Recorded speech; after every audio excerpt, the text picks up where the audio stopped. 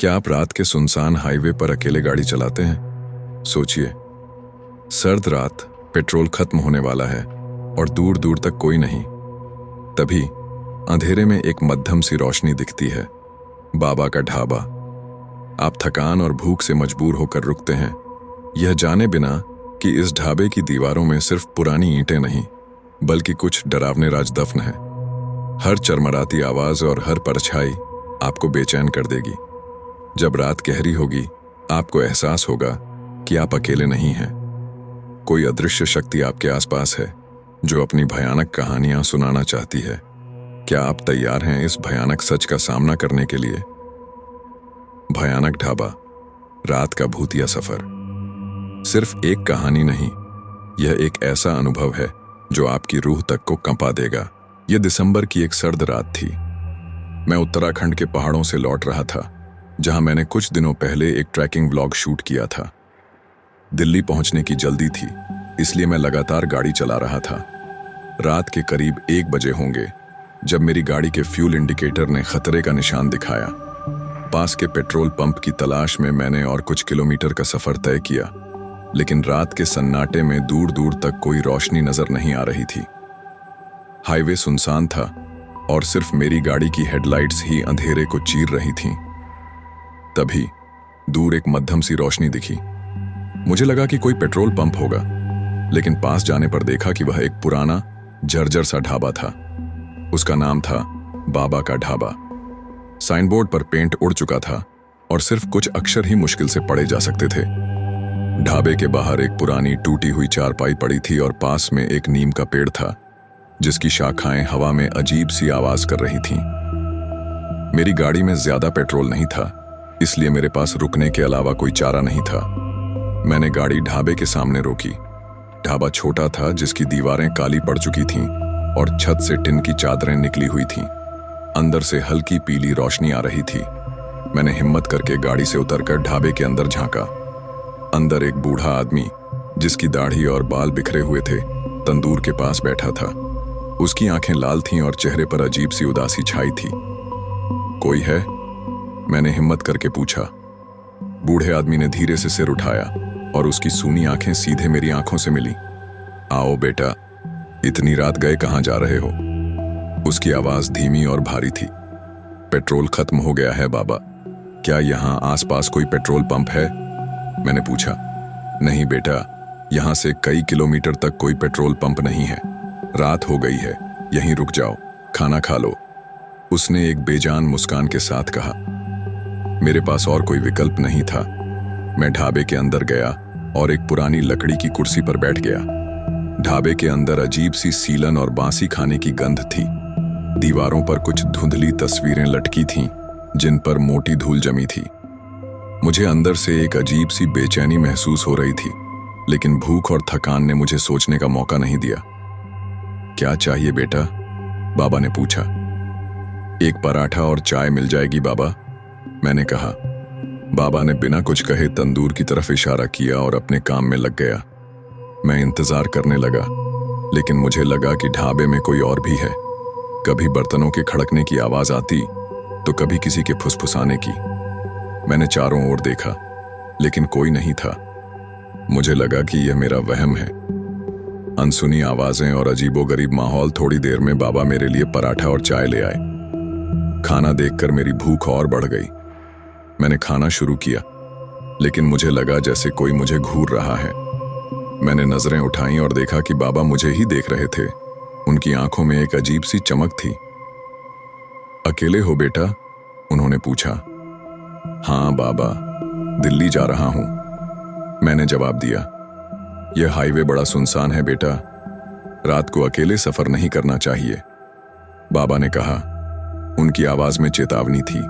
मैंने उनकी बात को गंभीरता से नहीं लिया और खाना खत्म किया। जब मैं पैसे देने लगा तो बाबा ने कहा, रहने दो बेटा, तुम थक गए हो, सो जाओ, सुबह निकल जाना। मुझे हैरानी हुई, लेकिन मैंने ज्यादा बहस नहीं की।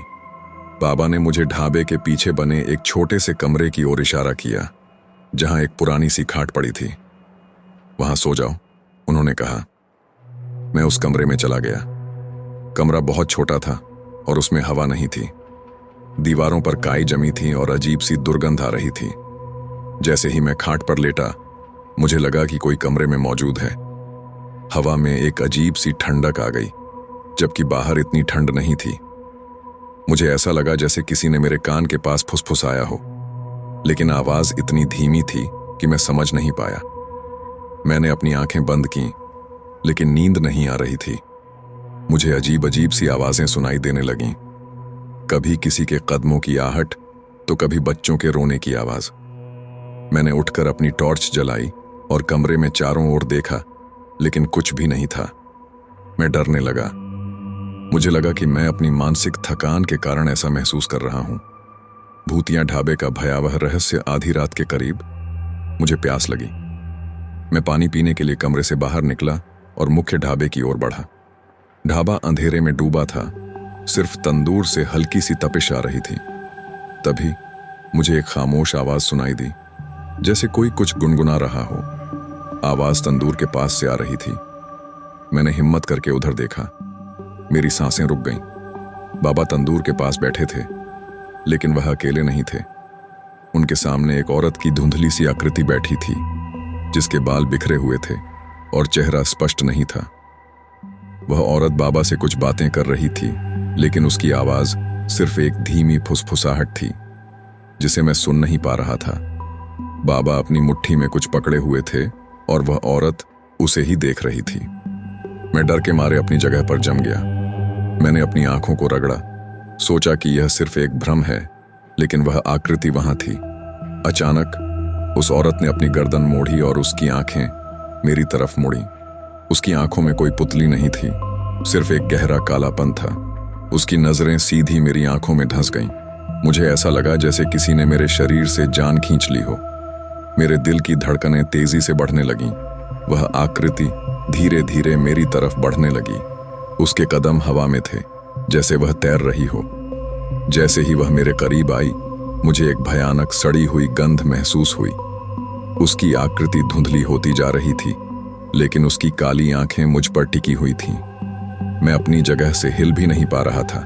मुझे लगा कि मेरा अंत करीब है। तभी बाबा ने जोर से कुछ मंत्र पढ़ना शुरू किया। उनकी आवाज में एक अजीब सी शक्ति थी। जैसे ही बाबा ने मंत्र पढ़े, वह आकृति चीखने लगी। उसकी चीख इतनी भयानक थी कि मेरी रूह तक कांप उठी। वह चीख ढाबे की दीवारों से टकराकर गूंजने लगी। धीरे धीरे वह आकृति धुएं में बदल गई और फिर हवा में विलीन हो गई। मैं जमीन पर गिर पड़ा। मेरा शरीर पसीने से भीग चुका था। बाबा मेरे पास आए और उन्होंने मुझे सहारा देकर उठाया। बेटा, तुम यहाँ क्या कर रहे थे? बाबा ने परेशान होकर पूछा। मैंने कांपते हुए आवाज में कहा, मैंने उस औरत को देखा बाबा। बाबा ने एक गहरी सांस ली। वह इस ढाबे की पुरानी आत्मा है बेटा, वह यहाँ भटकती है। कौन है वह? मैंने पूछा। बाबा मुझे अपनी पुरानी कुर्सी पर ले गए और मुझे पानी पिलाया। फिर उन्होंने ढाबे का भयानक इतिहास बताना शुरू किया। भूतिया ढाबे का काला अतीत। यह ढाबा मेरा नहीं है बेटा, बाबा ने कहना शुरू किया। यह ढाबा एक परिवार का था, जो कई साल पहले यहीं रहता था। एक पति, पत्नी और उनकी 2 छोटी बेटियां। वे बहुत मेहनती थे और उनका ढाबा बहुत चलता था।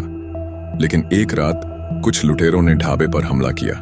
उन्होंने परिवार को लूट लिया और पति पत्नी को मार डाला। उनकी बेटियां कहीं छिप गईं और बच निकलीं, लेकिन लुटेरों ने ढाबे को आग लगा दी। गांव वाले जब तक पहुंचे, सब कुछ राख हो चुका था। बाबा की आवाज में दर्द था। वह औरत जिसे तुमने देखा, वह इस ढाबे की मालकिन थी। उसकी आत्मा यहां भटकती है, अपनी बेटियों और अपने घर की तलाश में। वह अपने हत्यारों से बदला लेना चाहती है। मैं यहां सिर्फ उसकी आत्मा को शांत रखने की कोशिश करता हूं, उसे किसी को नुकसान पहुंचाने से रोकता हूं। मैंने बाबा से पूछा, तो फिर आप यहां क्या कर रहे हैं? बाबा ने बताया कि वह एक तांत्रिक हैं और कई साल पहले वे इस हाईवे से गुजर रहे थे, जब उन्हें इस ढाबे से अजीब सी ऊर्जा महसूस हुई। उन्होंने रात यहीं बिताई और उन्हें इस परिवार की दुखद कहानी पता चली। तब से वह यहीं रुक गए और अपनी तांत्रिक विद्या से इस ढाबे की आत्मा को शांत रखने की कोशिश कर रहे हैं। वह हर रात उस आत्मा से बात करते हैं और उसे मुक्ति दिलाने की कोशिश करते हैं। जो तुमने मुट्ठी में पकड़ा था बाबा, वह क्या था? मैंने पूछा। वह एक ताबीज था बेटा, बाबा ने कहा। वह ताबीज उस आत्मा को नियंत्रित करने में मेरी मदद करता है। जब तुम बाहर आए तो मैंने उसे उठाया था। मुझे बाबा की बातों पर विश्वास नहीं हो रहा था, लेकिन मैंने जो देखा था वह कोई भ्रम नहीं था। वह आत्मा वास्तविक थी। एक नई सुबह और एक नया डर सुबह हुई। सूरज की पहली किरणें ढाबे के अंदर आईं और अंधेरे को दूर करने लगीं। ढाबा अब उतना डरावना नहीं लग रहा था, लेकिन उस रात का खौफ मेरे अंदर गहरे तक बैठ चुका था। मैंने बाबा से अलविदा कहा और उनके पैर छूकर आशीर्वाद लिया। उन्होंने मुझे एक छोटा सा ताबीज दिया और कहा, इसे हमेशा अपने पास रखना बेटा, ये तुम्हारी रक्षा करेगा। मैंने अपनी गाड़ी स्टार्ट की और हाईवे पर फिर से निकल पड़ा। लेकिन अब हाईवे मुझे सुनसान और खौफनाक लग रहा था। मेरी आंखों के सामने बार बार उस औरत की काली आंखें और उसकी भयानक चीख आ रही थी। मैंने पीछे मुड़कर देखा। ढाबा अब एक छोटा सा बिंदु बन चुका था, लेकिन उसकी भयानक यादें मेरे साथ थीं। मैंने दिल्ली पहुंचकर कई दिनों तक उस रात के बारे में किसी को नहीं बताया। मैं जानता था कि कोई मेरी बातों पर विश्वास नहीं करेगा, लेकिन वह रात मेरे लिए एक सबक थी।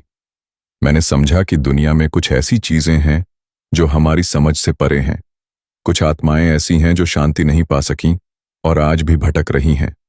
मैं अब भी ट्रैवल व्लॉग्स बनाता हूं, लेकिन मैं अब सुनसान और पुरानी जगहों पर जाने से डरता हूं। वह बाबा का ढाबा, वह भयानक ढाबा, मेरे जीवन की सबसे डरावनी कहानी बन चुका है, जिसे मैं कभी नहीं भूल पाऊंगा। मुझे आज भी याद है वह रात जब मैंने मौत को बहुत करीब से देखा था और उस बाबा को जिसने मेरी जान बचाई। वह ढाबा सिर्फ एक ढाबा नहीं था, वह एक भूतिया द्वार था जहां से अतीत की दुखद आत्माएं आज भी भटकती हैं। और मैं, समीर, उस रात का गवाह हूं।